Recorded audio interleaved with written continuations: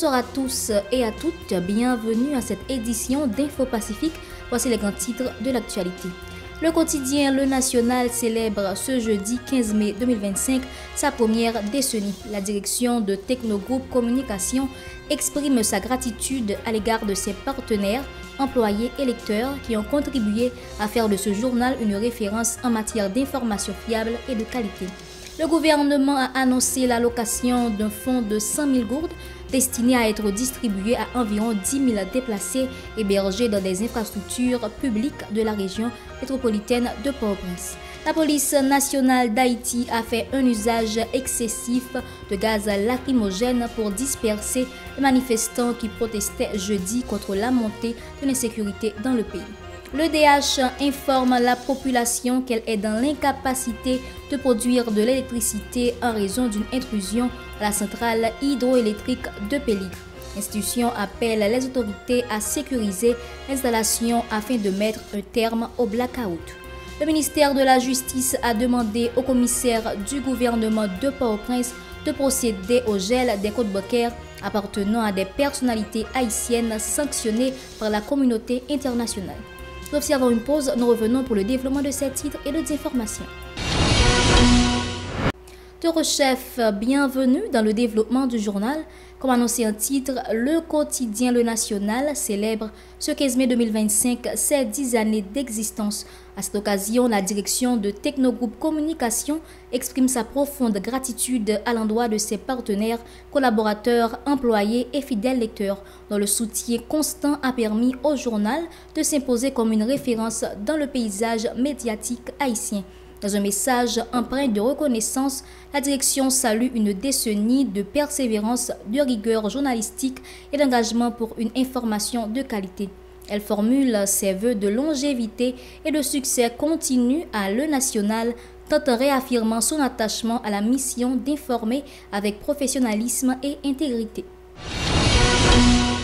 Le gouvernement, par le biais du ministère des Affaires sociales et du Travail, a débloqué une somme de 100 000 gourdes destinée à être répartie entre 10 000 déplacés vivant dans des espaces publics. Le ministre Georges Wilbert Frank, intervenant lors du lancement du programme, a annoncé qu'environ 3 400 familles bénéficieront d'une première tranche de cette aide.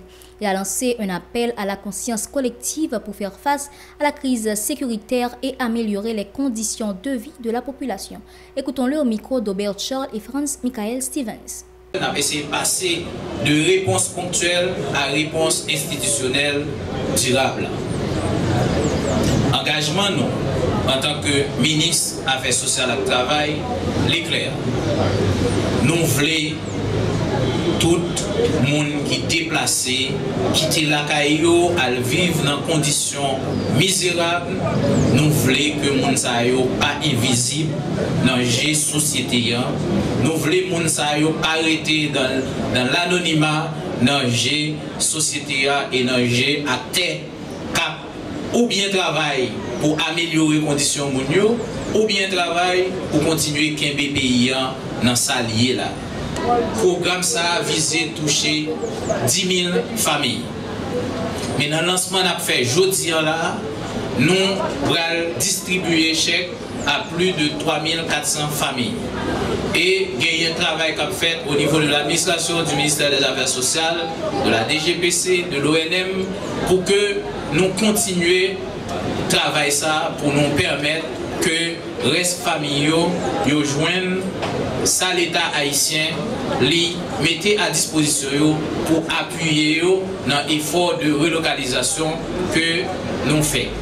De son côté, un participant à cette cérémonie d'ouverture, Jedner Joseph, a salué cette initiative gouvernementale. Il a plaidé en faveur d'une attention particulière aux personnes en situation de handicap, tout en exprimant l'espoir que cette allocation permettra à certains déplacés de regagner leur ville de province d'origine.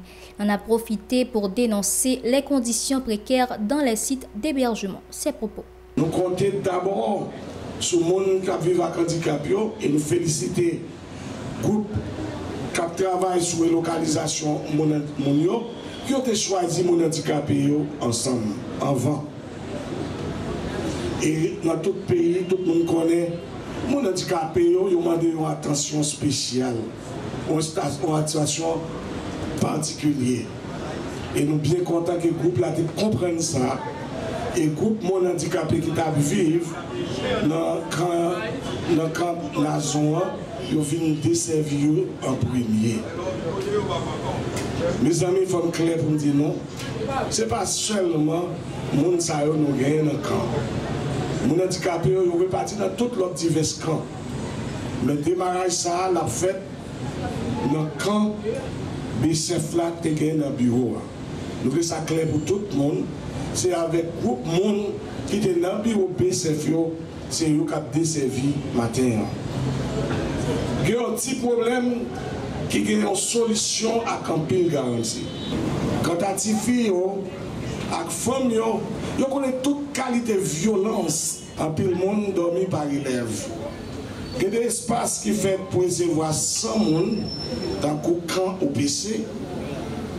Qui te gagne plus passer 6 000 personnes là-dedans. Et nous recevoir en grand genre et avec un pile plaisir, groupe qui travaille sur relocalisation monde handicapé dans le bâtiment BCF. Dans une note publiée le 15 mai, l'électricité d'Haïti informe la population d'un acte de sabotage perpétré à la centrale hydroélectrique de Péligre le mardi 13 mai est à l'origine de ces interruptions dans la fourniture d'électricité. L'institution précise qu'aucun individu ou groupe n'a revendiqué cet acte malveillant et appelle les autorités compétentes à diligenter une enquête afin d'identifier et de sanctionner les responsables. L'EDH exhorte également l'État à renforcer la sécurité autour de la centrale afin de remédier au blackout persistant. Autre information dans le journal, le groupe CRI National a organisé le jeudi 15 mai une messe symbolique en hommage aux victimes tombées dans le cadre de la crise sécuritaire qui secoue le pays. Le coordonnateur de l'organisation, Léonard Jean-Renal No, a rappelé que plusieurs milliers de citoyens haïtiens ont perdu la vie en moins d'1 an en raison de la montée vertigineuse de la violence armée et du climat de la terreur généralisée. Déplorant cette situation qu'il qualifie de torpeur collective, M. No a lancé un appel pressant à un sursaut national, estimant que soulèvement citoyen est indispensable pour sauver Haïti. Écoutons-le au micro de Yasmine Sanon. Nous organisons ça, c'est dans mémoire, ensemble de monde qui mourit souverainement à l'X-Fizemé et conseil présidentiel malfaisant. Donc, dans l'espace d'une année, de l'année 2024, il y a près de 6 000 personnes qui mourent sous le régime Monsieur Edesson Sayou. Donc, message sur messe, et nous chantons dans la mémoire tout le monde qui mourut. Donc, et nous-mêmes au niveau des CRI national, nous continuons à boumer, continuer à concerter avec toute l'organisation pour nous voir comment on va planifier un soulèvement. Parce que Haïti n'est pas péri. Et si toutefois, 9 monsieur Sayo, monsieur Dame Sayo, ils ont fait 6 mois encore dans notre pouvoir, pas pris d'Haïti encore du tout. Et c'est raison ça que nous continuons à boumer. Les forces de l'ordre ont fait un usage abusif de gaz lacrymogène jeudi afin d'étouffer dans l'œuf un mouvement de protestation dirigé contre les autorités en place. Les manifestants qui avaient entamé leur marche à Delma 40B ont rapidement été dispersés par les agents de cette même zone. Malgré la répression policière, les protestataires ont exprimé leur hostilité à l'encontre des membres du Conseil présidentiel de transition, exigeant leur démission collective. Ils ont dénoncé l'inaction de cette structure face à l'aggravation de la situation sociopolitique du pays, déclarant ainsi son échec. Écoutons-les au micro de Yasmine Sanon. Nous devons sous. Oui, imaginons un jeune parent et moi. Nous devons supposer mettre tête nous ensemble pour nous avancer. Oui, imaginons un jeune qui a 18 ans, qui a 19 ans dans le moment ça là. C'est dans l'université pour ça. Nous crasons là. Nous mettons en dehors. Qui ça nous dit nous? Imaginons nous mettre en dehors pour demander la liberté. Pour nous pas honte. Qui ça nous fait? Nous gaz. Nous tuons nous. Nous crasons toute l'école. On jeune qui pas choisi même à bandit. On jeune qui pas entré dans bandit. Il choisit pour ta prendre en route, pour ta finir l'école. Il réussit payer l'école, il pas quelqu'un qui peut payer pour lui. Et journellement, il réussit fin payer là, l'autre dans business la prend humiliation dans mes moun, pas quelqu'un nan nous qui habite. Mais tête nous ensemble pour faire des pays. Mais mes amis, pas pays en chance. Moi-même, je demandé la paix avec le pays. Tout policier qui partit sous ce pour mettre crâne, même pour mettre grain dans le monde, pour mettre tête ensemble, et puis pour sortir le pays. Peuple là, je dis à la peuple là, nous présents, nous partons mettre écran, nous même nous mettre écran dans la terre. Et nous pouvons, et faut que le pays a délibéré. Et ça fait dire tout jeune garçon, jeune femme, presque ça pour nous. Nous connaissons à l'unanimité, dans la passivité, jeune femme et jeune garçon dans le pays. Il y a beaucoup de garçons dans la constitution. Il y a accouché au pouvoir, il y a accouché au accord, il y a l'accord 3 avril. Je dis à moi, jeune garçon, nous devons être confiants, nous devons être regardés. Est-ce que nous devons être conscients, il y a dit dans l'accord ça, il y a retourné le monde qui court la caille. Est-ce que ça, on dit dans l'accord, il y a respecté vraiment. Accord ça dépend d'un but bien spécifié, qui c'est sécurité, référendum, élection. Je dis à nous connaissons 1 an, 2 mois. Dans une note en date du 12 mai, le ministère de la Justice et de la Sécurité publique a instruit le commissaire du gouvernement auprès du tribunal de première instance de Port-au-Prince à geler les comptes bancaires appartenant aux personnes sanctionnées par la communauté internationale. Le MJSP recommande également de diligenter des enquêtes sur les activités financières des personnes visées en collaboration avec les institutions spécialisées et les organismes de contrôle financier. Le policier Junior Panel, issu de la 30e promotion de la police nationale d'Haïti, a succombé mercredi à ses blessures. Il avait été atteint par balle lors d'une altercation survenue vendredi soir entre ses frères d'armes dans un club situé à l'Elma 75.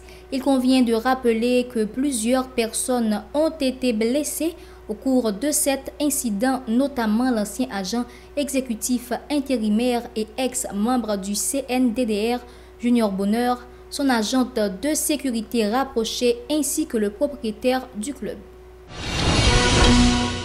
Le président dominicain Luis Abinader a rencontré mercredi 3 de ses prédécesseurs, Leonel Fernandez, Danilo Medina et Hipólito Mejía, dans le cadre d'une concertation autour de la crise sécuritaire persistante en Haïti. Selon les médias locaux, cette réunion visait à définir une position commune face à la détérioration de la situation sécuritaire en Haïti qui suscite de vives préoccupations en République dominicaine.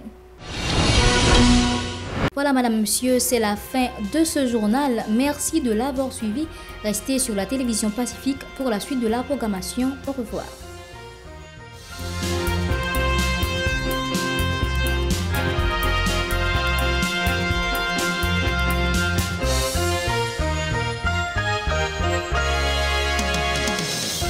Si vous jugez que cette vidéo est intéressante, n'hésitez pas à liker et partager la vidéo. Et surtout, n'oubliez pas de vous abonner à cette chaîne et activer la cloche de notification pour ne pas louper aucune de nos vidéos.